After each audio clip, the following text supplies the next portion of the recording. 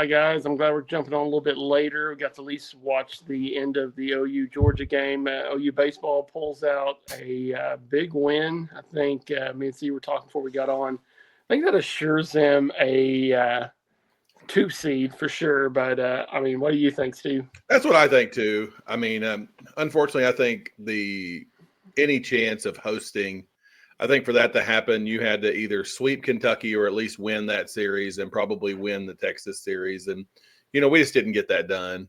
Yeah. I don't think we've ever been in danger of not making the tournament. But I was coming into this, I was like, man, I hope we just win at least the first game. That will at least get us, because you can say, well, yeah, there's 4 seeds in every deal, but the 4th seed's going to be, that's where your ORUs and your those kind of people get. I mean, it's just like the basketball tournament. The bubbles are your threes, and so we wanted to be off that bubble line. And I felt like the win yesterday, getting a little revenge on Kentucky. And I mean, let's be honest, I still hate Kentucky from the losses that we took to them in basketball this year too. I saw Brandon Garrison was at the Thunder game the other day. Screw that guy. But I know he's from Oklahoma, but still, not a fan. But that was good. Threw Witherspoon today. Got a good win over a good Georgia team. Be nice to beat Vanderbilt tomorrow. I mean, winning is never a bad thing, Jeremy. No, you're playing with house money now. I mean, get 2 wins in the SEC tournament.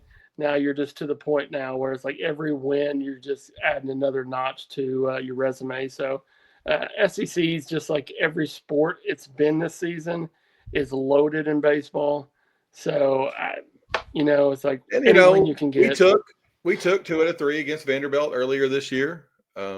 So short gamed them one time, beat them 14-0 in the middle game. So, hung a couple of touchdowns on them. So I don't think that's a terrible matchup for us. And, not to mention never a bad thing to get a little momentum back, because that would be the only negative thing. And I think Jeremy and I have tried to be pretty rational baseball fans all year long of like, just enjoy this team. The SEC is a gauntlet in baseball. We're going to lose some series. We're going to lose some games. But we've got good coaches and we've got good pitching. Hitting comes and goes, and it'd be nice if this is one of those times that the hitting comes and the pitching kind of, lines up as it should. Yeah, and I look at this team and like they're getting kind of hot at the right time. The year they went to the championship game, it was like they were a 2 seed that season. Yeah, and all they did is round off some wins there, here and there. And I mean, heck, they won the Big 12 tournament, and then it's just they carried that into the regionals. So, I mean, would you want to go to, let's say where you're at one of the host schools, would you want to see Oklahoma come up on that 2 line and knowing that, one of those games is going to be Witherspoon? Well, they're probably could both be Witherspoon, but I just think having that true ace the way we do, it's postseason baseball in college is really no different than postseason baseball anywhere. I mean, what's momentum? It's the next day starting pitcher, and we're always going to have an advantage in the on the mound there with him. So I feel pretty good about it. I honestly do. I think it was nice to get the win, and hopefully we'll see. Hopefully we'll kind of see that momentum going. What was it? 3-2 today, I think was the final. Yeah. Yeah. Witherspoon went 7 2/3, 5 hits, 8 strikeouts. Yeah. And I mean, like I said, we're playing house money because you look at it, our offense is probably too inconsistent to make a huge run. Right now, it's like we have these, ebbs and flows all season. Like we hit the ball real well. I think we said one pod. I'm like, ever since I said their offense is bad, they've been hitting, and then after that happened, then they went down again. So that's been kind of their Achilles heel is their hitting. Pitching has been strong. Witherspoon is a legitimate number 1. I think any team who draws OU is going to dread that because you look at it this way: if they're a 2 seed, probably won't throw Witherspoon the first game and bring him for the 1 seed. So, I mean, just that would be my mindset on that. But I don't know. It's big 2 wins. How about this for a you know what Witherspoon's whip is? Kyson Witherspoon's whip this year. And for any non-stat nerds out there, whip is walks, hits, innings pitched. 0.94, Jeremy. 0.94. Yeah, it's pretty good.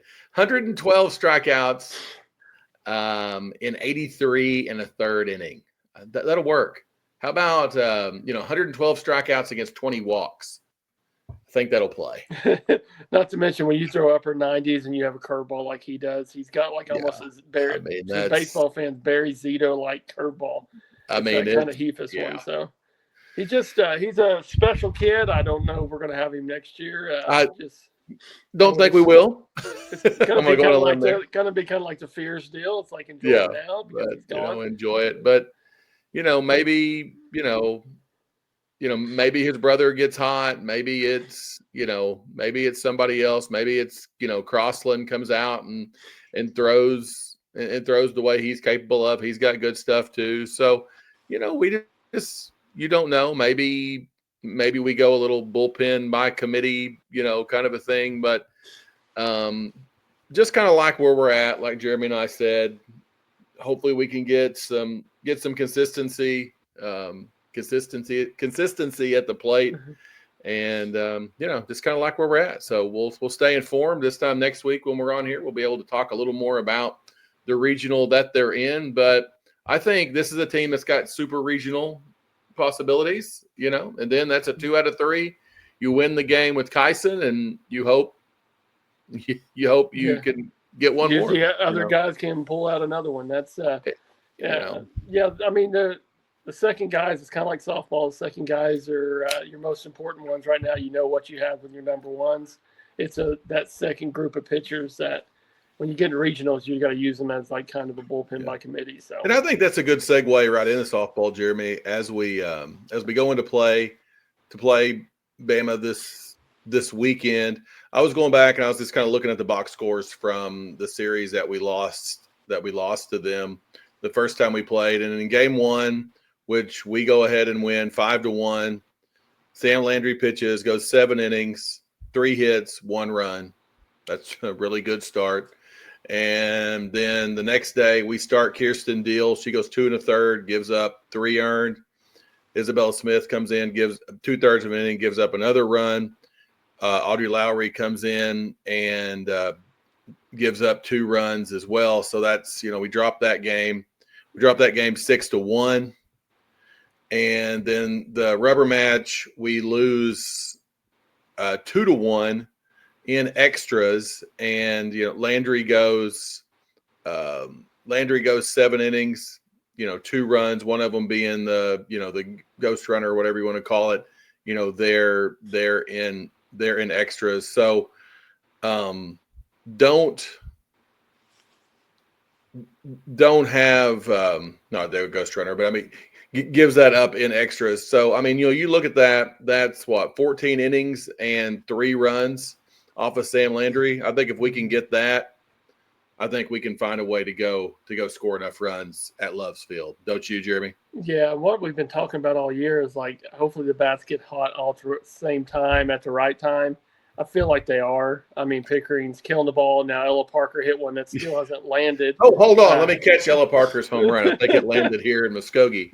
284 feet. I mean, it's believe it or not, you cannot leave the ball up to Ella Parker at Love Field. So I think you're going to look at kind of Patty's wants the same mindset going into the super regionals. If you can get kind of a cushion, bring in one of your other pitchers, sit Sam, bring her in the next game, start her the next game. So she's kind of pitching Landry a whole lot, but getting big leads and trying to.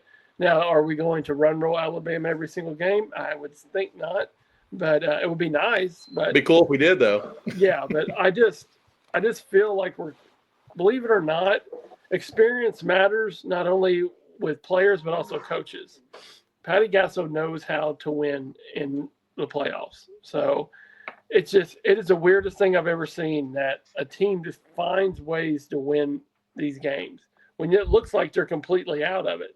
So I'm just always amazed, like that Arkansas game in the SEC tournament. I was just like, we had no right to win that game, but they always find ways to win under Patty Gasso. So it is what it is. It's setting up for them. You look at A&M getting beat by Liberty this weekend. I think we all were rooting for the Flames there on what was that Sunday night? We were. And here's the thing: it's hard being the hunted. Sometimes when you look at it, people don't realize how tough it is for Oklahoma. Like, they are everybody's World Series. Look at what Tennessee did. Look what Alabama did when they beat us in the series. You would have thought the season was over and they're getting a trophy at the end. But that's how much it means. And when you're the hunted, everybody's going to play their best game. Now, did the NCAA screw over A&M by putting Liberty in their regionals? Absolutely. But that said, they are definitely not the worst team in the regionals. I can promise you that. What were your thoughts, kind of speaking of the NCAA screw job? What do you kind of think about OSU's coach? And I always screw up his name, so I was going to say the OSU coach. Gillespie. Yeah, and he came out just kind of talking about that it should be time to seed, all of the 2 seeds as well, and not just go away from the geography. And he was griping because he had to go to Arkansas and they got hammered, in their if game there. But I think, don't you think softball has grown to the point to where they probably should do that? And not to feel sorry for the Gaggies, because I don't, but I do think it's probably time. It's probably time to do that. I mean, well, I guess my mindset in that with Gillespie is that if you don't want to be a 2 seed playing in Arkansas, don't crap the bed like you did to finish the season at. So, right. But also too, you can take any season and say, like, well, why did they get seeded here? Like I just said with Liberty, it's just It was really hard to. Like, people were talking about them reseeding after the region. Oh, see, I am you so against that. No, I am so against that. I think it was one of those things. I got to vote on a couple of things OSSAA has talked about, and specifically at state tournaments. Used to, in all of the state tournaments, things are seeded like kind of all the way out. You would go in districted sports. Like in football, still this way. As soon as the playoffs start, if you win, this is who you're going to play. And, unfortunately, they let the good old boy system of some of the baseball and softball coaches talk themselves out of that now, and you reseed it. And it's like, no, if you go and upset the number 1 team, you should get that number 1 team's hat. I just think that's the right thing to do. I just fully do not support. I mean, it's like, do these people did these people not grow up watching Hoosiers? Do they hate Rudy? I mean, don't get me wrong. I'm a Yankees fan. Okay. I mean, I like to root for the bad guy here and there, but at the same time, I mean, if you're reseeding everything, I mean, that's just dumb. You're anti-fun at that point. Well, and I tell the team I coach, the 1400 softball team that I coach, I always tell them, like, yeah, if you get a bad seed from having a bad pool play, if you beat the top seed, you're playing the top seed's bracket. Then you've got that bracket, You beat the best team, so you deserve to play the best seed bracket. So I don't think you should ever change that up. I didn't really have a problem with OSU going. I thought they could have. I kind of thought they might be a Norman. I thought they might be a 3 seed too. Yeah. They really finished kind of like OU did in baseball. Mm-hmm. They just finished off like really bad. They get beat the first. I was really curious to see who the 2 seed was going to be in our region, and I really thought it was going to be OSU, but then they still gave them to Agasso, just not the one that we were not the one we were anticipating. Well, and also too, if you don't think there's motives behind some of their seeding, just look at how they've got Tennessee and Nebraska sitting there. If we happen to win, we'll play the winner of that, and it could be Jordan. How do you think ratings would be if Jordy Ball played OU in the College World Series? I'm gonna say high. I'm gonna say those tickets are probably going to be.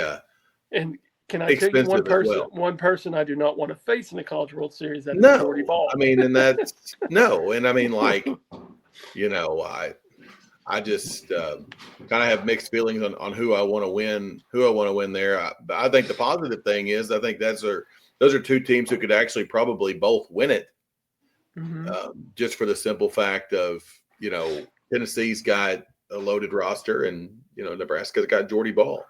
Yeah. So Jordy it Ball will be nice that one of those teams is going away right there in the beginning. So yeah, Jordy Ball, I think she should be National Player of the Year. Obviously, I think I forgot who it was. Somebody told me the other day. They're like, "Man, I bet you Gaston's kicking herself for not hitting ball." I'm like, "Where is she going to put her at?" Right? Yeah, exactly. I mean, I am not saying that Jordy Ball is not a great hitter, but you tell me in that lineup where she plans on putting her. But yeah, now I would like to have her bat in there. But that said, it's a little late for that. But I never had a problem with Jordy Ball leaving. I thought it was a pretty cool deal. That what else does she have to prove in Norman? Nothing. 2 national championships. Done everything she could, and she wanted to go build Nebraska softball up. My only thing is I don't know how much she's going to build Nebraska softball up after Jordy Ball leaves. I don't think they're just going to keep growing. And I mean, you hear it all the time talking about, football players. Well, obviously, what we talk about more here, going where their girlfriend is or that sort of thing. And I mean, that's part of that too. She's going up there. I think she's engaged now, and all that stuff. So I'm with you. I'm glad for the time, but I do certainly hope that if we do play her, she stinks against us.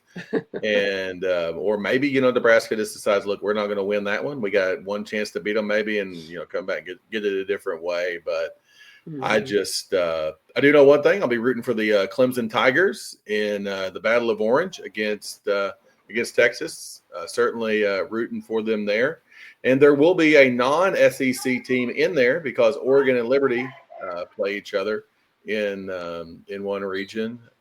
And then Florida State and Texas Tech. Couldn't you kind of see the same thing we talked about Jordy Ball? Couldn't you kind of see a Nigeri Kennedy win there, Jeremy? Would that really that wouldn't shock me? I mean, no, it wouldn't. I mean, this is what Texas Tech paid all that money for. So I mean, much to the chagrin of Danny Cannell, I would not be shocked to not see Florida State there. Well, you can hate the system, but literally Texas Tech is doing what they wanted to do by spending all that money. Right. So it is what it is. You can be hated all you want, but in Nigeri Kennedy, she went and got the money. To me, I still think it's just like Stanford. It's just she's wearing a different uniform. Right. No, I don't. I mean, Big 12 was down this season, and they won it, and it looks good on her resume. I just don't know how strong the Big 12 was. So. But I mean, are they they're the only Big 12 school still alive. Yeah. I mean, Arizona gets upset by Ole Miss. Arizona was what were they, 13 seed, I guess that was, and they get upset. And so I forgot who it was on a broadcast that said, "Is the SEC overrated?" I thought that is the most asinine thing I think I've ever heard in my life. Right. There is it 8 teams in the Super Regionals out of the 16? Yeah. So let's see. You got Florida and Georgia together. That's 2. South Carolina, there's 3. Texas is 4. Tennessee is 5. Ole Miss and Arkansas 7. OU 8. Alabama 9. So 9 out of the 16 is overrated terribly. Yeah, that's pretty terrible. I think it's so funny, and I guess I didn't realize this until we got in the SEC how much people want the SEC to fail. Yeah, I'm like, the softball, basketball, football, their conference is always loaded. And we know why, guys. I mean, it's money. What's the biggest cash cow that's out there? It's it's football TV money, guys. And the SEC gets the most of it. The Big Ten gets the second most of it. So guess who's going to dominate everything? The SEC and the Big Ten. And that's the reason we're going to this essentially 2-conference system, that whether or not you feel like, you made a mistake joining this on the football side or not, it was join or be left behind, guys, because if we were still in the Big 12, we would be left behind. Mm-hmm. And you can't win. I mean, you're looking at in the future with the new playoff thing that's coming out, essentially you're just going to have to be in the top 6 of the SEC to have a chance to make the playoff. You know, if they go to the deal like they're talking about, where 1 and 2 are auto qualified, 3 plays 6, 4 plays 5 for a right to go to the playoff. If the SEC is getting 4 teams in, I mean, guys, if we're not in that, 4 out of 5 years? Yeah. You know, at least 3 out of every 4 years, then something's wrong. Then there does need to be a coaching change. And, you know, that's where it's headed. And I just think, you know, we definitely made the right call there. Speaking of people making the right calls, Jeremy, do you want to, after the Sooners did take 0 losses last week, do you want to jump back on the Sooners win the Natty train, or are we going to stay off the tracks? They keep making me probably second guess my decision, but then I look at Tennessee. Not like Tennessee went out and just crapped the bed, so I'm like.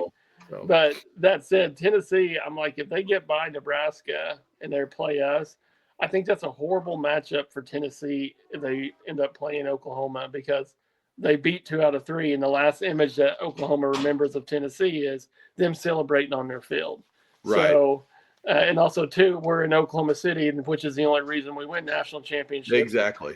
Just like the only reason the Thunder won last night is the officials just, you know, Shea gets a totally different whistle than everybody else. Yeah. And when I was talking about bullcrap on the reseeding, that is bullcrap. But does nobody else watch the NBA? And are Thunder fans the only people who watch all year long? Because if you watched the series and thought Shea was the biggest flopper against the Nuggets or the biggest foul baiter against the Nuggets, okay, you know, like the great philosopher George Strait says, I've got oceanfront property in Arizona that I'll gladly sell you. Okay? I mean, guys, did you watch Luka? I mean, and I'm not just crashing on Euros, but do you know why Shea got to the line so much more than Ant did? Because Shea drove to the basket. How often do you get fouled shooting 25-foot threes? You don't.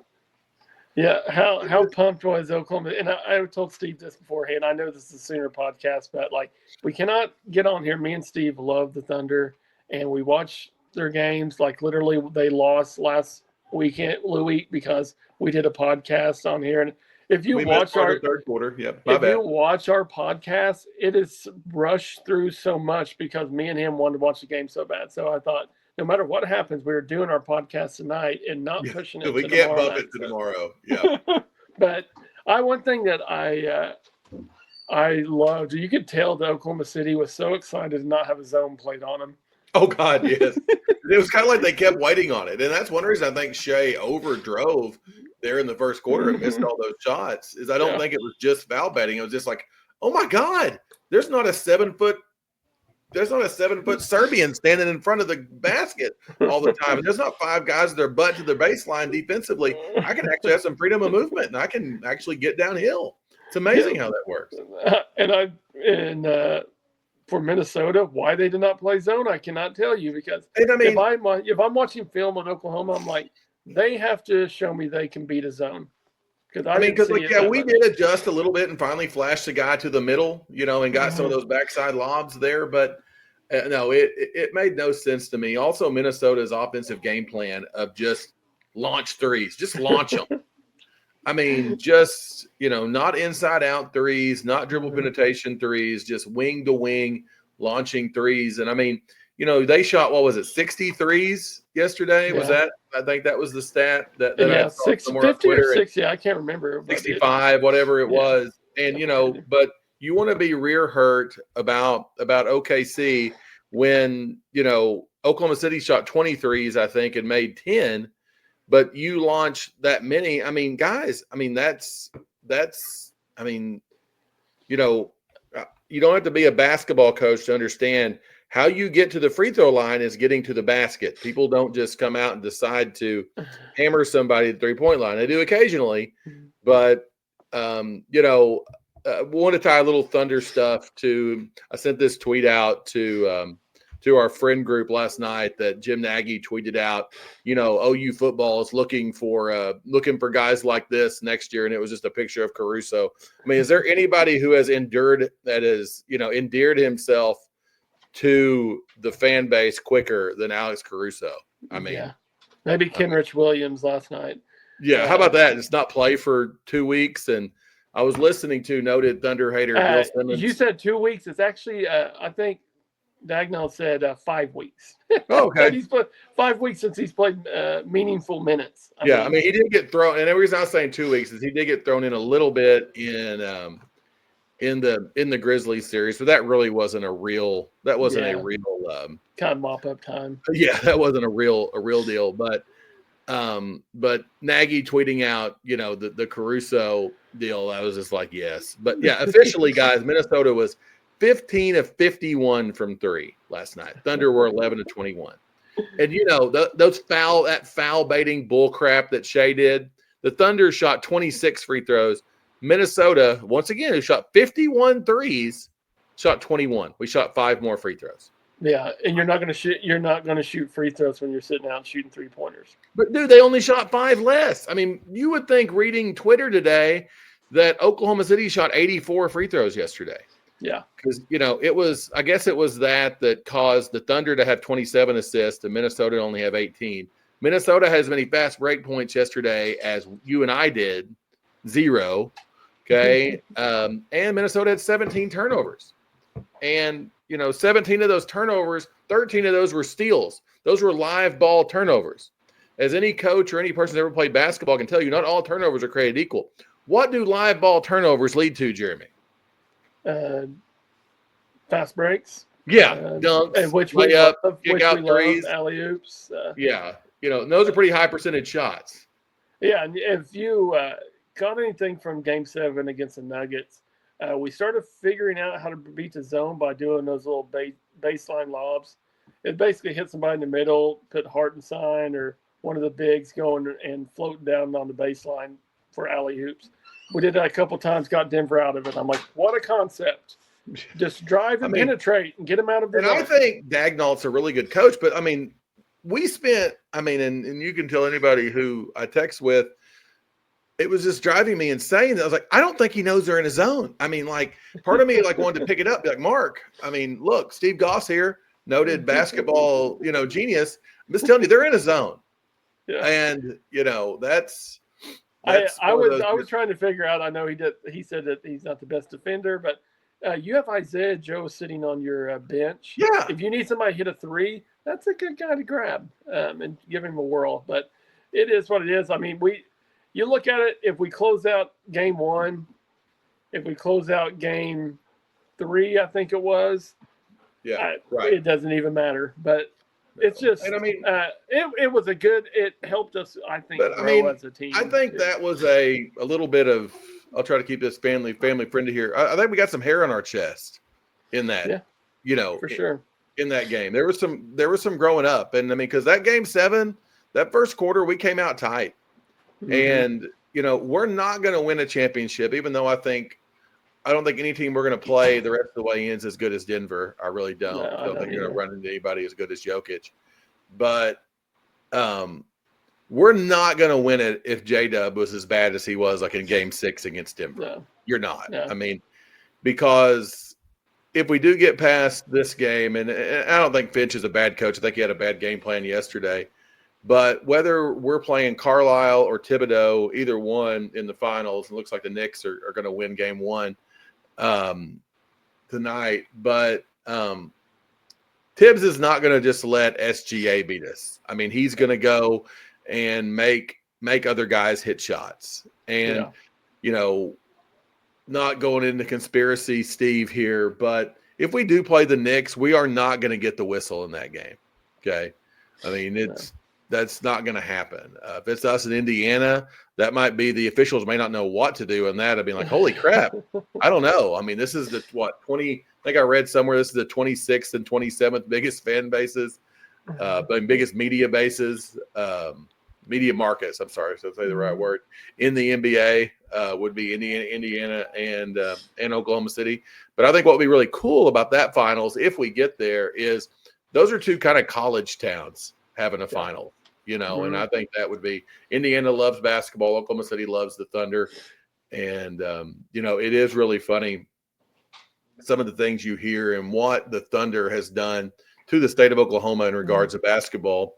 it's last weekend, and I know guys love, you can take a drink here when Jeremy and I talking about coaching our daughter's sports stuff on here, but we're playing in a tournament last weekend in Arkansas, and Andrea told me this. She was setting up in the stands. Nathan was keeping the score for us, and Andrea says we're playing this team we call Oklahoma B2B is what our team is called, and we're playing this Arkansas team. And this lady was like, "No, I wonder where they're from. What Oklahoma? Where's that? What's that?"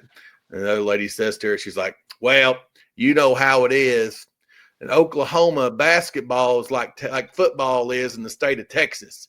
They don't mess around basketball in Oklahoma. They don't just come to win. They come to dominate." So Oklahoma basketball at all levels, all the way down.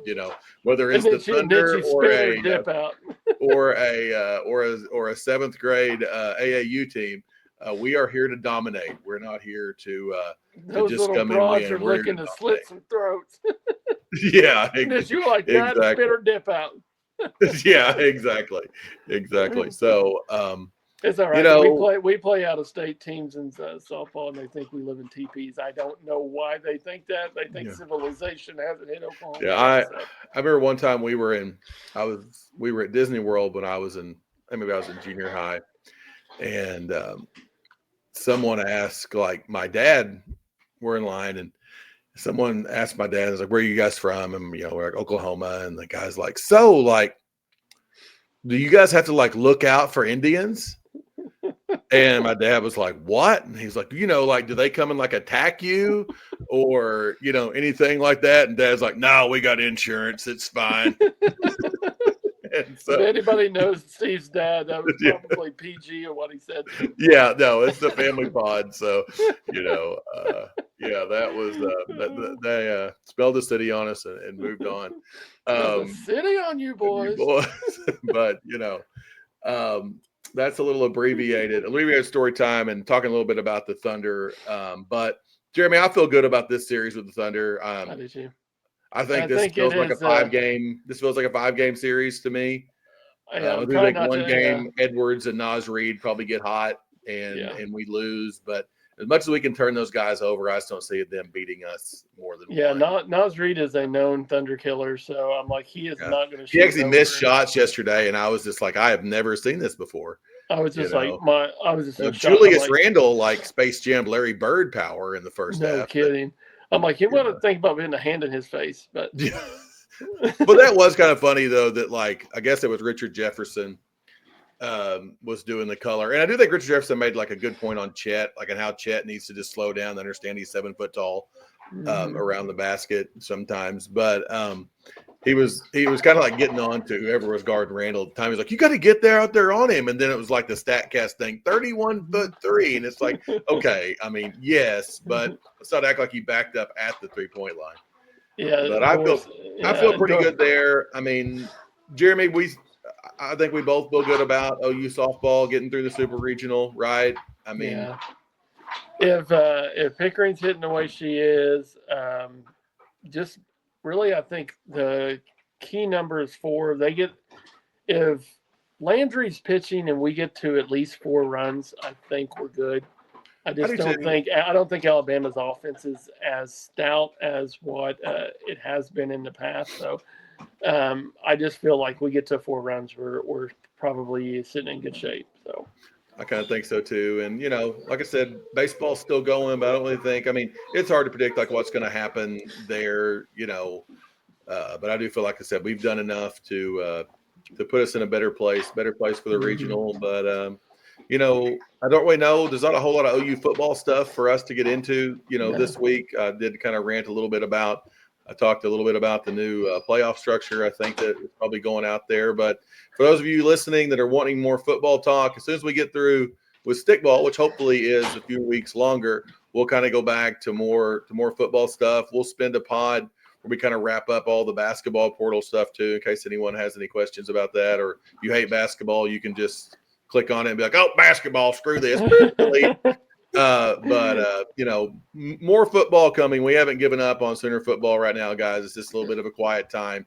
A lot of recruiting things going on. It is kind of nice. So I did see it was kind of interesting that they had an at-home visit with Jaden O'Neal. So, I mean, I don't know on that deal, guys. I mean, I kind of thought, that's one of those deals that was Bo Bentley or bust. And I don't know. That's just a weird deal. And that's something I don't have any real inside information on. But those of you kind of keeping track, Jeremy and I don't know a whole lot. At least I don't know a whole lot more than the average person does here. And honestly, I don't think even guys like, the insiders we trust, like Parker or George Stoya, I don't think they've got a great feel for this either. It's just kind of a unique situation. Yeah. I mean, would it surprise me if they get both quarterbacks? Yeah. Would it surprise me? And I think that's what they want to do. Yeah. I just don't know if the coffers can afford that. No, I just don't think it's I mean, especially if you still got Hawkins sitting there. I don't know how much of a good sign that is for him. And not to mention, like, Mateer does have 2 years he could play with us. Right. So, I mean, and I really think our best success at, like, realistic success is Mateer has a really good year, but not so good that he would go in the first 2 rounds of the draft, and we get him to come back next year. And then at that point, I do think at that point Hawkins probably would leave because, he wants to go play. Yeah. And so, then we're in a little bit of a limbo with all that stuff. But that's more future pod type stuff. We won't go down a football rabbit hole now, but I just thought I did find that interesting and wanted to throw that out there in case anybody didn't see that. Hey, I'll put this a little in it with this. If Mateer is being questioned to be a first-round pick, that means OU had a pretty good season. Right. That means we're probably in the playoff, right? Yeah. So and so it's like you're kind of take the good with the good and bad with the bad. So it is. Yeah. No, we'll take the bitter with the sweet on that deal without a doubt. But it was nice to have like a normal pod. Hopefully my sound is good. I'm on a big boy microphone today, so trying to get a little more professional. And speaking of professional, if you want Jeremy and I to look and sound more professional, well, I guess for us to look better, it's going to take more than just the you're going to need more sponsorship money. We're talking about money here for editing. Yeah, but we'll use this to polish this thing up and to make it even better for you guys. But Soonercast@gmail.com. We'd love to hear from you. We'd love to have some more comments on our YouTube videos. We love those. We try to respond to those just right there back in person. And I think we'll have a mailbag pod coming up here in a few weeks too. So if there's anything you want to know, Sooner related that you want us to do a little research on, we'll gladly do that as well. So for sure. And then also, too, more subscribers. Keep subscribing, keep following. 106 on YouTube, I saw, Jeremy. So so keep growing it. The drive to 500 and true monetization continues. So if you know any bots out there, get them to subscribe to us as well. We're not above that. So we appreciate all you can do. Have a great rest of your week, everybody. Boomer. Boomer Sooner.